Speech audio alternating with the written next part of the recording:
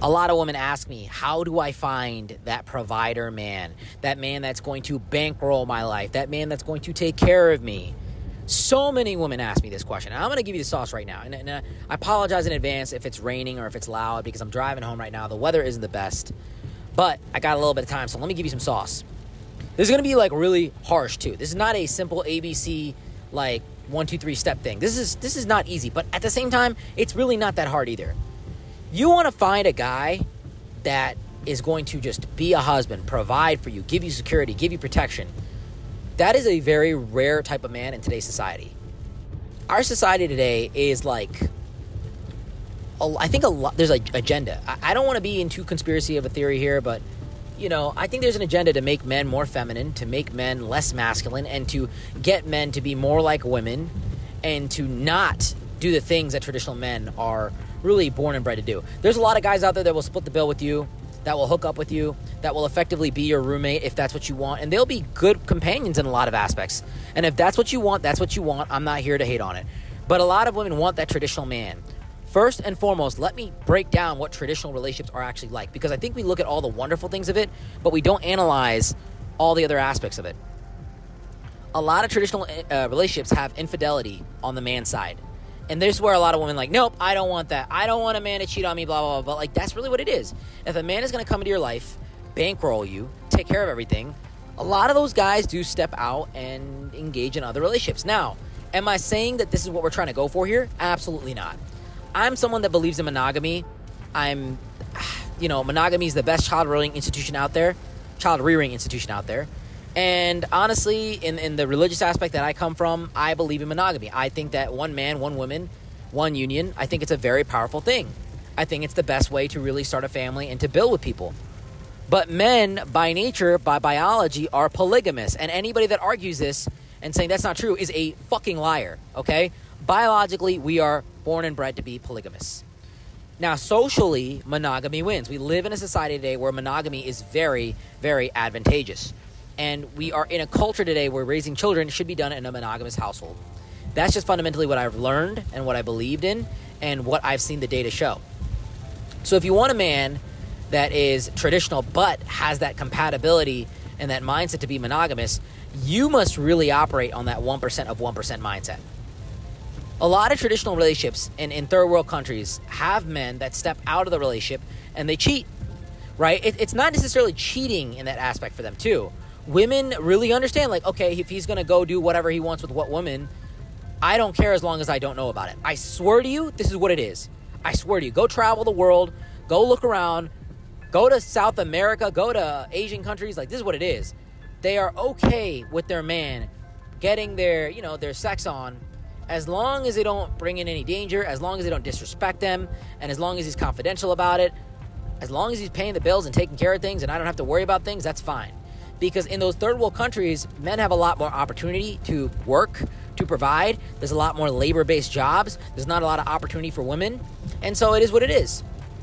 And that's why the whole passport bros movement is so huge, because women are looking for a daddy to provide, a man to provide, and they're not going to hold them to, if you have a girlfriend, I don't care. If you have another woman that you're hooking up with, I don't care. As long as you're taking care of me, that's what I want, because it's hard. It is hard out there. I am not going to lie to you. Some of these women really put it on. They get up every day, put their makeup on, and they go searching for a man that can provide. Because it's hard for them to really compete in that market like a man. But for the Western world, women are making just as much as men. And you would think that, 2 household incomes is great. And contraception has taken the responsibility of women away. That you can have sex as much as you want. But it's actually made women more miserable. You would think this is like the golden age. Okay, there's 2 household incomes. Women can make just as much as a man. Women can take care of themselves. They're independent. Contraception's allowing you to do whatever you want. But it's caused women to not want the majority of men. And it causes women to really select for that 5-10% of guy out there. And that creates a lot of competition. Because every girl is going for the same type of guy, which makes those guys that operate in that category very narcissistic, very Machiavellian, and engaged in short-term mating strategies. Those guys get all the women. And so they're like, why would I want to settle down when I get all the women? And it leaves 90% of the market out there desperate, clinging for women that give them any sexual attention. And it creates this ick mindset in women for the 90% of men, and it creates this desire, lust mindset for the 10% of guys, but they get their hearts broken because all these guys get access to all the women and they don't want to really settle down with them.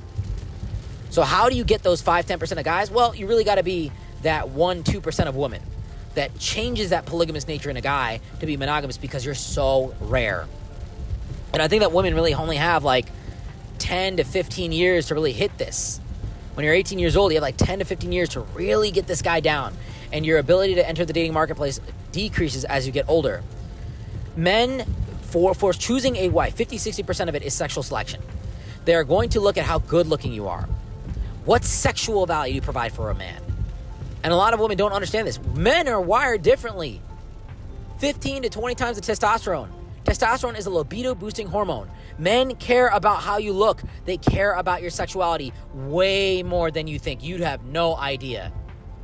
But when you look so exotic, when you're taking care of yourself, when you're in the gym every single day, it's going to be easy to attract that attention. That's the first part right there. Now, for men, it's a lot harder.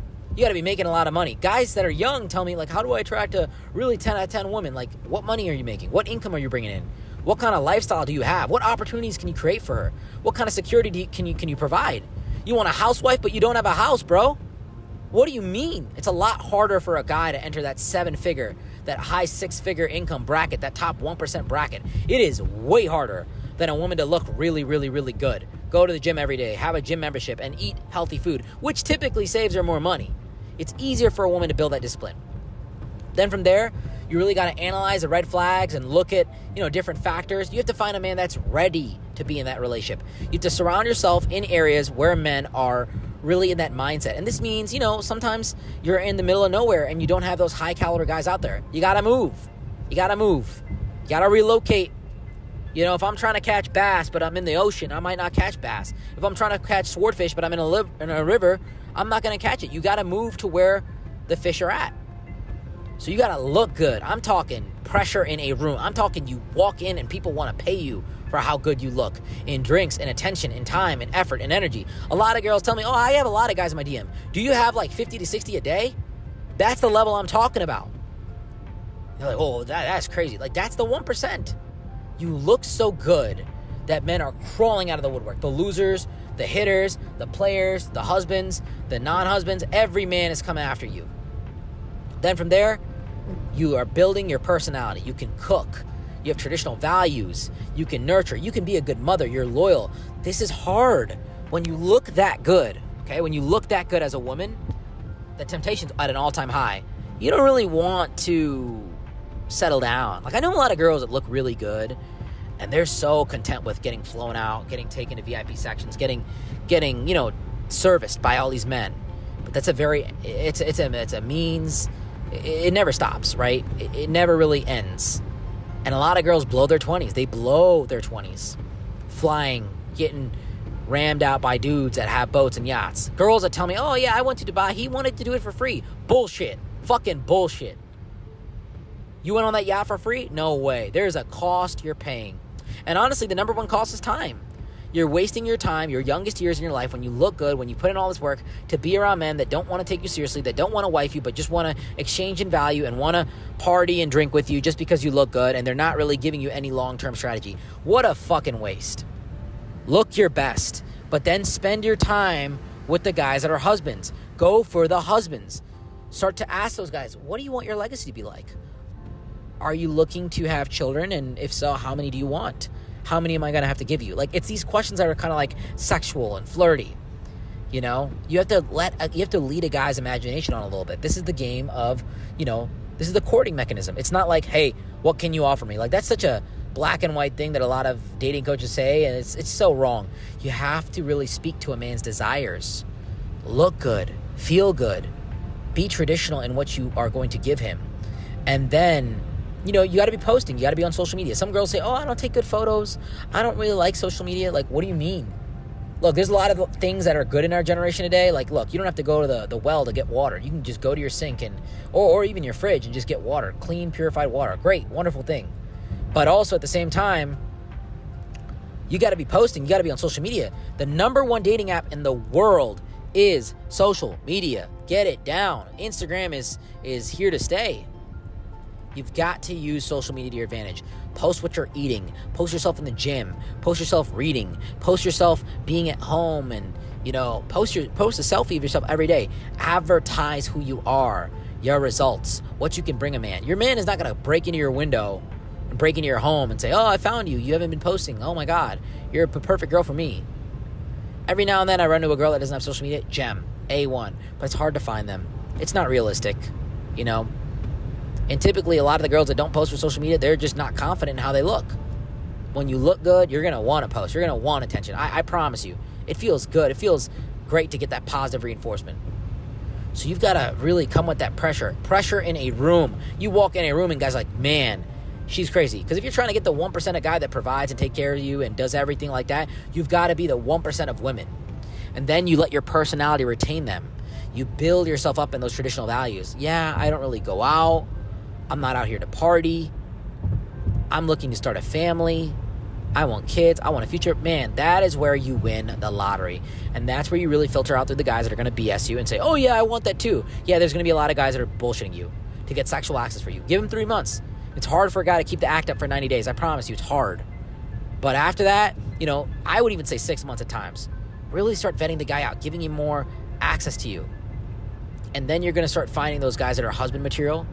And then it just comes down to them being serious about you. And if they're not serious about you, keep talking to other guys. It's a numbers game with guys too. Don't just sit there and wait for one guy. Say, hey, look, respectfully, I am talking to other people. And I think that you should as well, because I think that we both are looking for something. I know what I'm looking for. And I don't want to rush you in your life if you're not looking for that. If you want to just party and have fun and hook up with girls, and, I'm going to support you. We can be acquaintances, but at the same time, I don't want to be disrespectful to my next man by keeping a man that I talk to around. I hope you understand. Blank name right there. Boom. Power statement.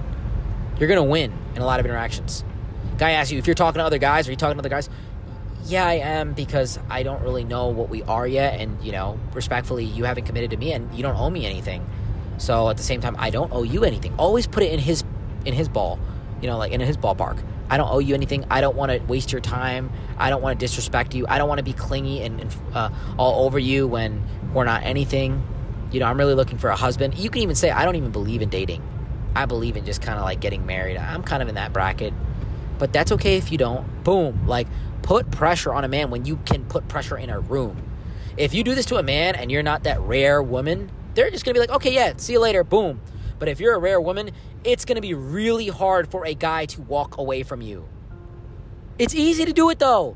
Go to the gym every day. Take care of your diet.